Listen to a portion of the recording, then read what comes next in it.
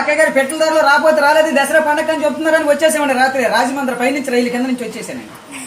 ఏమంటే అక్కయ్య గారు మరి మీకు ఏమైనా డబ్బుకి దానానికి ఏమైనా లోటుకుంటే చెప్పండి. సాయంత్రం మాకు ఉత్తరం రాసి పోస్ట్ లేకుండా పోయిపోయాడు మాకు తొందరగా వెళ్ళిపోతుంది. మాకు డబ్బుకి దానానికి ఏమైనా లోటు లేదండి.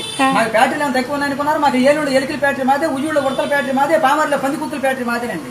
మీరంతా చాలా ఇల్లుగా చిన్నలు కట్టించేశారు, చాలా ఇబ్బంది పడిపోతున్నారని చెప్పి ఇప్పుడు సాయంత్రం 7 మీటింగ్ పెట్టించారు. మీరు అంతా వచ్చేవాళ్ళు కృష్ణ నదిలో భోజనాలు పెట్టేస్తాను. నేను చదువులో మాత్రం బాగా పేస అయిపోయాను అక్కయ్య గారు. నాకు చదువు సంకల కడికి వచ్చేసింది, గుడింతల గుండ్ల వరకు వచ్చేసింది, పాటల వరకు వచ్చింది, ఇంగ్లీష్ ఇదిల వరకు పరిగెత్తింది. కాకపోతే చదివి నేను మధ్యాహ్నం కొంచెం చదివి ఎక్కువ సంతకం పెడతాం మర్చిపోయాను. జగన్ గారి దగ్గరికి వెళ్ళి రాత్రి ఉద్యోగం పడితే ఉద్యోగం ఉన్న సంతకం చేయవలసి వస్తున్నా ఉద్యోగంలో నుంచి ఉద్యోగం ఇచ్చాడు. మాకు డబ్బుకి దానానికి ఏమైనా లోటు లేదండి. మాకు 700 బిల్డింగ్ ఉందండి.